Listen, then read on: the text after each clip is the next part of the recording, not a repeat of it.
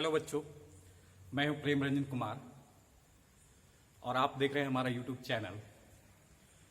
बच्चों, अगर आपको हमारे न्यू नोटिफिकेशन या वीडियो आप चाहते हो कि आप तक फर्स्ट में पहुंचे, है ना, क्विकली आपको पहुंचे, तो आप मेरे चैनल को सब्सक्राइब करें। ओके, तो आपको हमारी नोटिफिकेशन और वीडियो आपको पहले मिलेगी। ओके, तो आप मेरे चैनल को जरूर से जरूर सब्सक्राइब करें। ओके, सपोर्ट करें।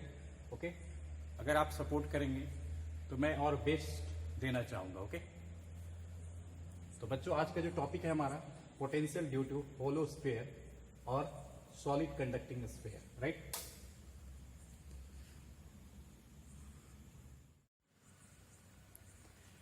तो बच्चों, पहले ये समझ लेते हैं हम लोग इस पॉइंट में, है ना, कि हमने होलो स्फीयर भी लिखा और सॉलिड कंडक्टिंग स्फीयर भी लिखा, राइट।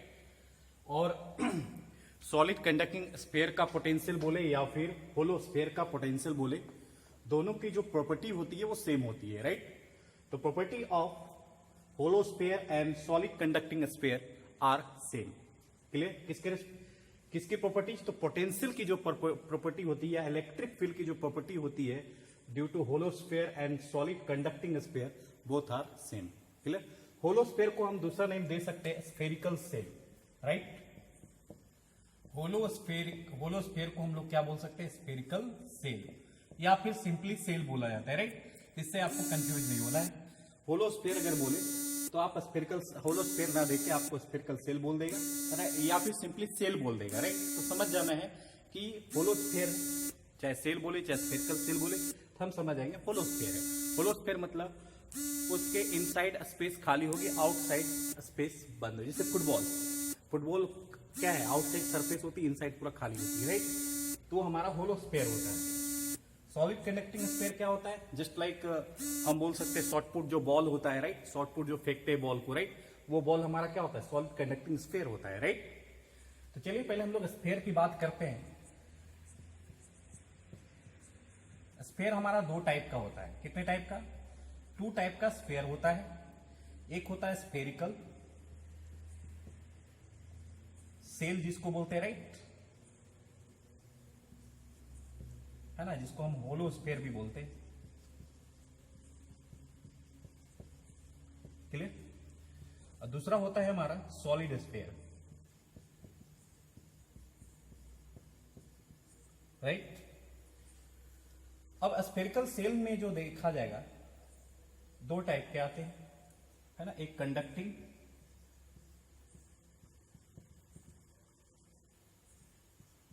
स्फीयर, एक कंडक्टिंग स्फीयर और एक नॉन कंडक्टिंग स्फीयर।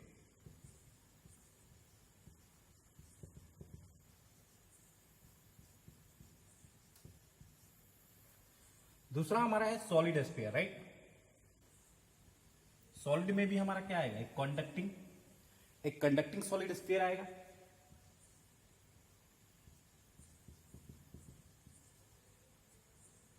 और दूसरा नॉन कंडक्टिंग स्फीयर आएगा।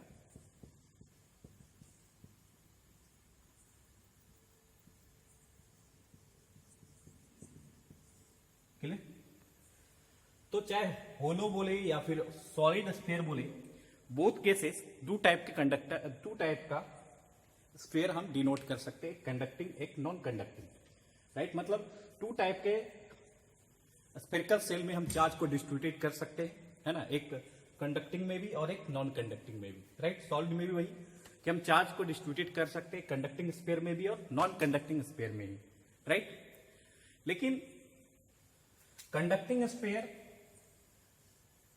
नॉन कंडक्टिंग स्फीयर एंड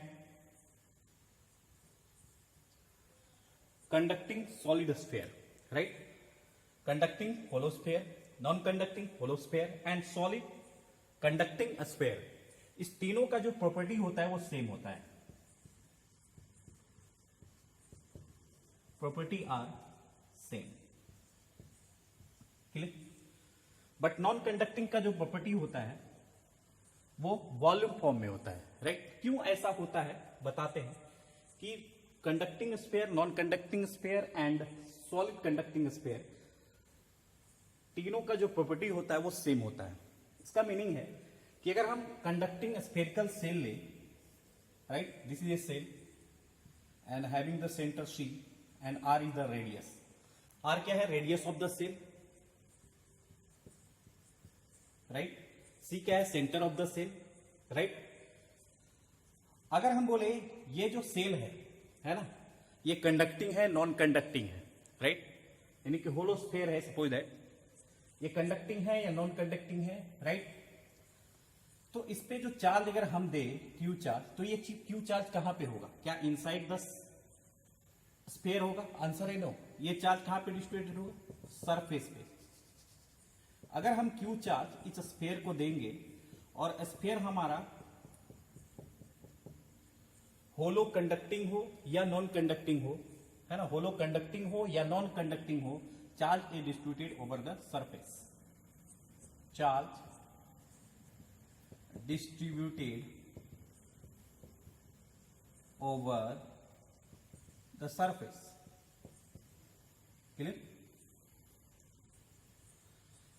अगर Q चार्ज होलो स्फीयर को दे, यानी किसी स्फेरिकल सेल को दे, चाहे स्फेरिकल सेल कंडक्टिंग हो या फिर नॉन कंडक्टिंग हो, charge always distributed over the surface, clear. ये तो क्लियर है कि होलो स्फीयर पूरा सरफेस आउटसाइड होगा, इनसाइड तो कुछ होगा ही नहीं, राइट, क्योंकि इनसाइड हमारा क्या होगा? स्पेस खाली होगा होलो स्फीयर में, स्फेरिकल सेल में, राइट। तो इन स्फेरिकल सेल या होलो स्फीयर में इनसाइड स्पेस पूरी खाली होती है, राइट, एम्प्टी होती है। तो अगर हम चार्ज देंगे होलो स्फीयर को या स्फेरिकल सेल को, तो वो चार्ज डिस्ट्रीब्यूटेड कहां पे होगा?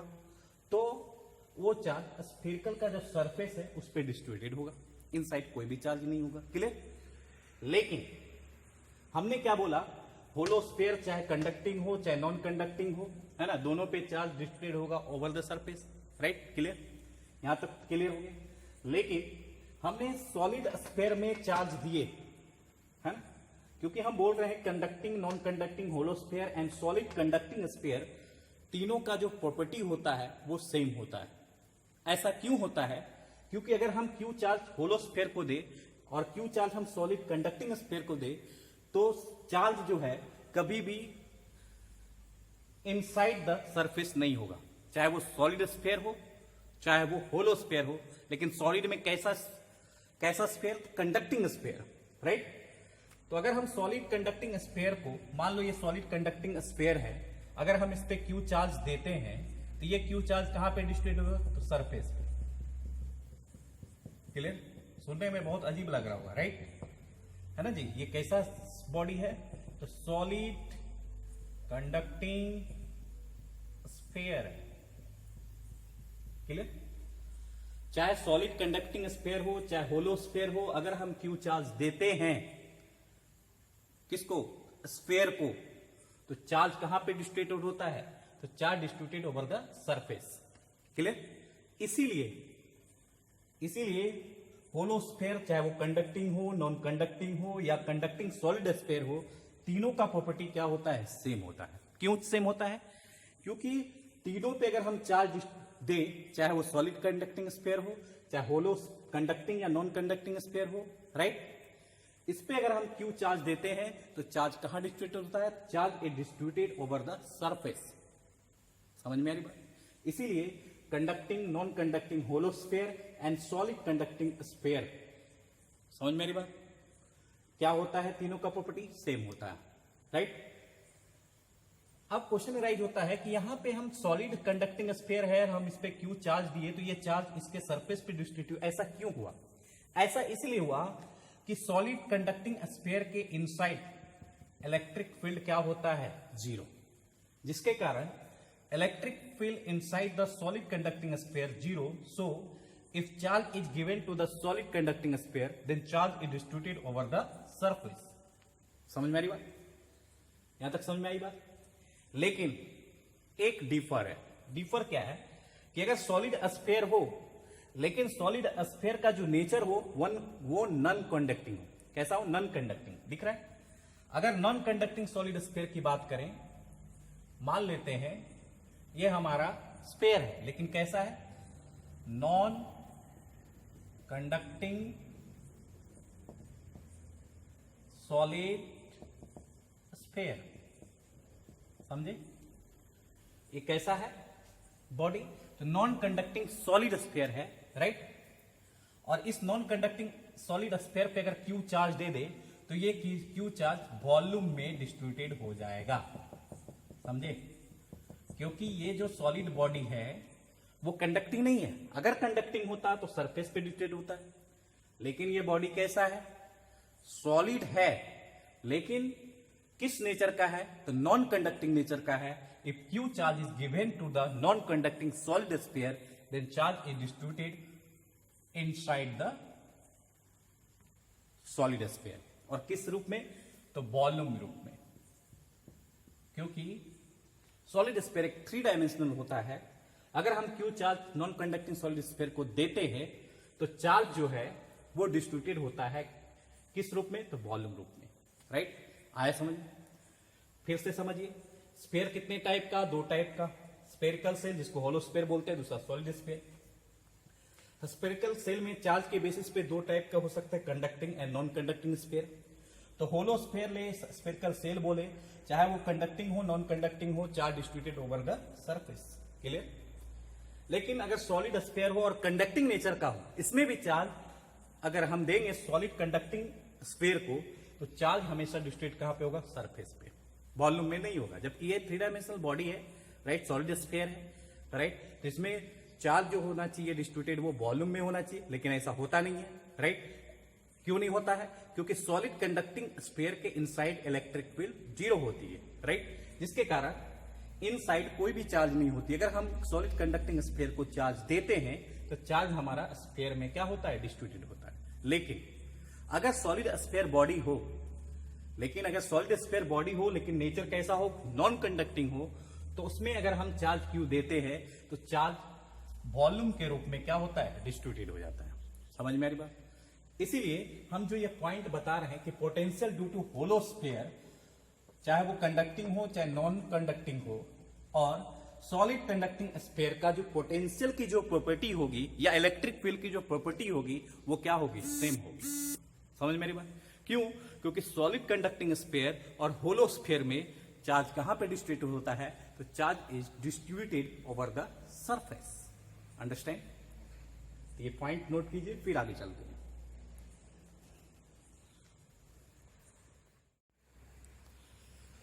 तो बच्चों, और फाइंड आउट करते हैं potential due to hollow sphere या solid conducting sphere at a distance r at point P, है ना।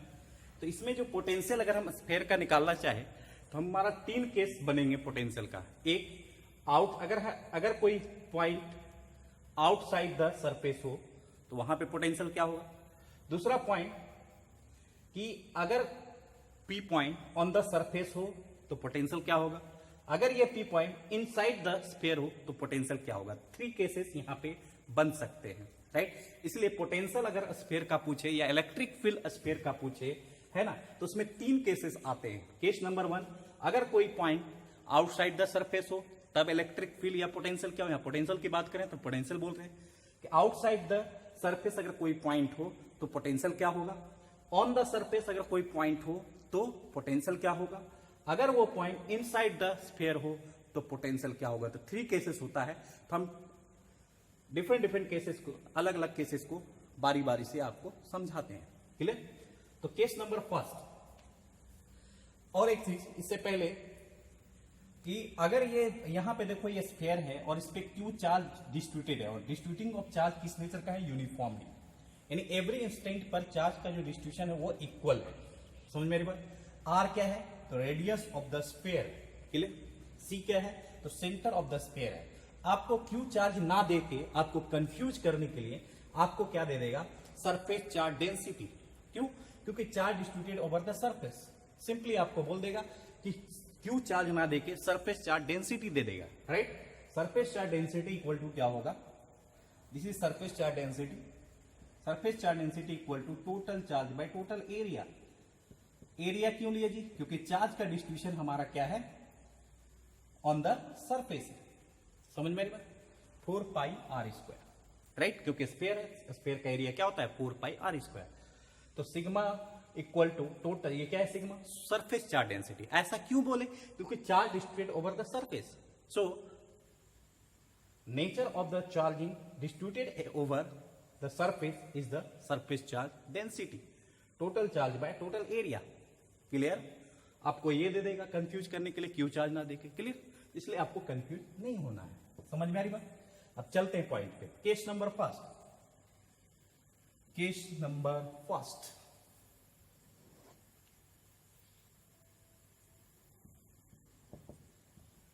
If small R greater than capital R, मतलब ये जो स्मॉल आर है वो कैपिटल आर से ग्रेटर है, और ये जो आर का डिस्टेंस है वो आर क्या है, डिस्टेंस है किसका, तो पी पॉइंट का। कहां से, तो सेंटर से। सेंटर और पी के बीच डिस्टेंस कितना है, स्मॉल आर, और आर कैपिटल आर क्या है, तो रेडियस ऑफ द स्फीयर, और आर की जो वैल्यू है, स्मॉल आर की जो वैल्यू है कैपिटल आर से ग्रेटर है। मतलब हम कह सकते हैं ये पॉइंट ना कह के आपको कह दिया जाएगा कि ये जो पी पॉइंट है वो कहां है, आउटसाइड द सरफेस है, राइट। तो P point outside the surface, तो point P at outside the surface. समझे? चाहे ये बोले चाहे ये बोले, दोनों का मीनिंग सेम है, राइट। तो point P at outside the surface, P point का है आउटसाइड द सरफेस है। ये लिखो चाहे ये लिखो, कोई दिक्कत नहीं। क्लियर? अब हमको पोटेंशियल फाइंड करना है, तो हम जानते हैं कि outside the surface electric field हमको पता है। जब हमको इलेक्ट्रिक फील्ड मालूम हो तो पोटेंशियल निकालना आसान है, क्योंकि हम रिलेशन जानते हैं पोटेंशियल का। क्या होता है relation, del B equal to electric field dot D R, right. ये रिलेशन होता है इलेक्ट्रिक फील्ड एंड पोटेंशियल के बीच, राइट। और यहां पे साइन क्या लगता है, माइनस, राइट। और इसको इंटीग्रेट कर देंगे, आंसर आ जाएगा। लेकिन इंटीग्रेट कहां से कहां करेंगे, है ना। तो electric field due to point charge, sorry electric field due to the spherically charge at a distance r, where at a distance r p point is lie, this p point is the outside the surface. Clear? तो outside the surface p point पे electric field क्या होगा, हमको पता है क्या होता है, k q by r square, just like a point charge, right? तो outside the sphere electric field का फॉर्मूला क्या होता है, k q by r square। r क्या है, तो distance from the centre. Clear? और पॉइंट पी। क्लियर? तो इलेक्ट्रिक फील्ड हमको पी पॉइंट पे मालूम है, यहां पे पुट कर दो इलेक्ट्रिक फील्ड। और एक चीज, इलेक्ट्रिक यहां पे जो पोटेंशियल पी पॉइंट पे जो निकालना है, ये किसी एक पॉइंट पे निकालना है कि दो पॉइंट पे निकालना है, एक पॉइंट पे। तो पी पॉइंट पे हमको पोटेंशियल निकालना है, लेकिन एक पॉइंट पे निकालना है। और एक पॉइंट पे पोटेंशियल निकालने के लिए हमारे पास एक रूल होता है, क्योंकि पोटेंशियल हमेशा चेंज में निकालते हैं, लेकिन हमको तो निकालना है एक ही पॉइंट में। तो हम दूसरा पॉइंट क्या मानते हैं, इनफाइनाइट मानते हैं, राइट। क्यों? क्योंकि इनफाइनाइट पे पोटेंशियल कितना होता है, 0 होता है, राइट। और यहां से यहां तक का वर्कडन निकालते हैं, वर्कडन से चार्ज को डिवाइड कर देते हैं, पोटेंशियल निकल जाता है, राइट। या फिर इंटीग्रेट करते हैं, इंटीग्रेट कहां से करेंगे, इन्फिनिटी टू आर, राइट। तो ये वर्कडन निकल जाएगा, और वर्कडन को चार्ज से डिवाइड कर देंगे तो पोटेंशियल निकल जाएगा, राइट। तो हमको पता है कि किसी एक पॉइंट पे पोटेंशियल निकालने के लिए दूसरा पॉइंट को हमको रेफरेंस के रूप में क्या मानना पड़ता है, इनफाइनाइट।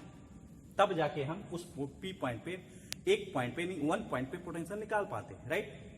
तो चलिए, और इलेक्ट्रिक फील्ड और डी आर के बीच एंगल कितना होगा, इलेक्ट्रिक फील्ड का डायरेक्शन क्या होगा, इस डायरेक्शन में होगा, राइट। पीक पर इलेक्ट्रिक फील्ड का डायरेक्शन इधर होगा, क्योंकि पॉजिटिव चार्ज है इधर, नेगेटिव चार्ज होता है इधर, राइट। और इलेक्ट्रिक फील्ड और डीआर के बीच रिलेशन क्या होगा, तो 0 डिग्री, क्योंकि इलेक्ट्रिक फील्ड का भी डायरेक्शन इधर, डीआर का भी डायरेक्शन इधर। लिख देते हैं आपको, इलेक्ट्रिक फील्ड का डायरेक्शन इधर है और डीआर का भी डायरेक्शन इधर है, दोनों का डायरेक्शन सेम है, तो थीटा इक्वल टू क्या होगा, 0 डिग्री। तो दिक्कत, यहाँ 0 डिग्री पुट कर दो, माइनस इलेक्ट्रिक फील्ड का मैग्नीट्यूड, dr का magnitude, right, cos 0 degree. Clear? cos 0 degree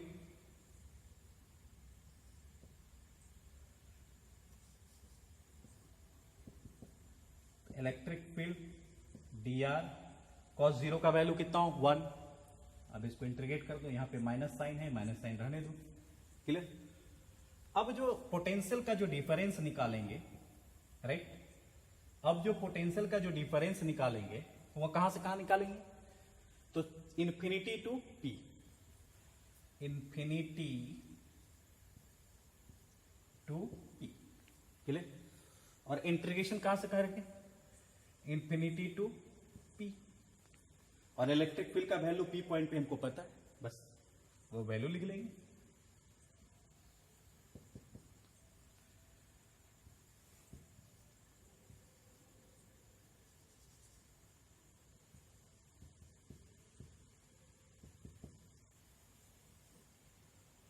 minus sign बाहर, इलेक्ट्रिक फील्ड का value K Q by R square, क्योंकि outside the surface electric field इसी पे चेंज होता है। तो इलेक्ट्रिक फील्ड मालूम है, dr के साथ इंटीग्रेट कर देंगे इस इलेक्ट्रिक फील्ड को, कहां से कहां तक? इंफिनिटी टू r तक। आंसर आ जाएगा, क्योंकि इसी के बीच पोटेंशियल डिफरेंस निकालना है। तो इंफिनिटी, ये डिस्टेंस क्या होगा? इंफिनिटी, और ये डिस्टेंस क्या होगा? r, और दोनों को घटा दो तो ये डिस्टेंस, और उसी डिस्टेंस के बीच में वो क्या निकालना है? Potential, work done, right. और p पॉइंट पे हमको इससे फायदा होगा। फायदा क्या होगा कि एक पॉइंट पे हमको पोटेंशियल निकल जाएगा, इंफिनिटी टू r। इंटीग्रेट करो, आंसर आ जाएगा, राइट। यहां तक चलिए, फिर आगे चलते हैं।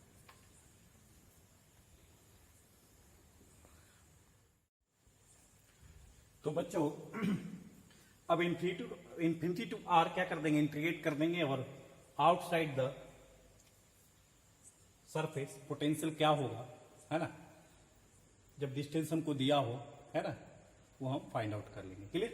आइए, डेल v को क्या लिख सकते हैं? पोटेंशियल डिफरेंस, ये इनिशियल ये फाइनल, तो final potential minus initial potential equal to, अब इसको इंटीग्रेट करेंगे तो जो कांस्टेंट टर्म है उसको बाहर कर लीजिए, बचा क्या? dr by R square infinity to small r, right.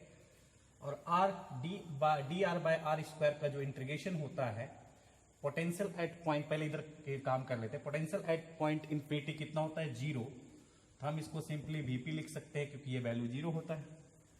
We infinity का वैल्यू 0 पुट करो तो vp माइनस 0, तो vp है ना, potential at point p minus K Q dr by R square, इसको इंटीग्रेट करेंगे तो हमारा जो इंटीग्रेशन आएगा वो हमारा इंटीग्रेशन आएगा minus 1 by R. Clear? Minus 1 by R infinity to small r, right.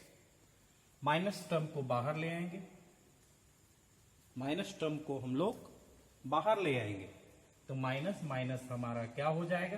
Plus. Minus को हम बाहर कर लिए तो vp equal to minus minus क्या हो जाएगा? प्लस के क्यू, है ना, बाय 1 बाय आर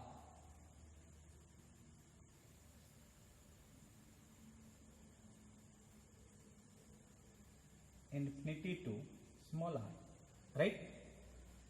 तो पहले अपर लिमिट, उसके बाद लोअर लिमिट। तो हमारा जो अपर लिमिट है वो r है, तो 1 by R minus 1 by infinity. Clear? और 1 बाय इंफिनिटी का वैल्यू क्या हो जाएगा? 0। तो आंसर हमारा क्या होगा? Potential at point P, where P is the outside the surface, equal to कितना हो जाएगा? तो यहां तक नोट कीजिए, फिर आगे चलते हैं। तो potential at point P equal to हमारा क्या हो जाएगा? K Q by R, that the answer. Clear? क्यों? क्योंकि 1 बाय इंफिनिटी का वैल्यू क्या होता है? 0 होता है। तो ये वैल्यू 0 हो जाएगा, बचेगा के क्यू 1 बाय आर। के क्यू को 1 से मल्टीप्लाई करेंगे तो के क्यू बाय आर। तो potential at point P where P point the outside the surface, the potential are kq by r, right? This potential also behave like a point charge. जैसे कोई भी point charge Q है, उससे r distance पर अगर कोई point P है तो पोटेंशियल क्या निकला था kq by r। उसी तरह स्फीयर हो और उस पर चार्ज Q हो और उसके बाहर अगर कोई पॉइंट P है तो सिंपल पॉइंट चार्ज का फॉर्मूला यूज कर देंगे और पोटेंशियल हम फाइंड आउट कर लेंगे, है ना। तो potential due to the sphere where P point is the outside the sphere, clear. तो potential equal to kq by r। This potential behave like a point charge. This potential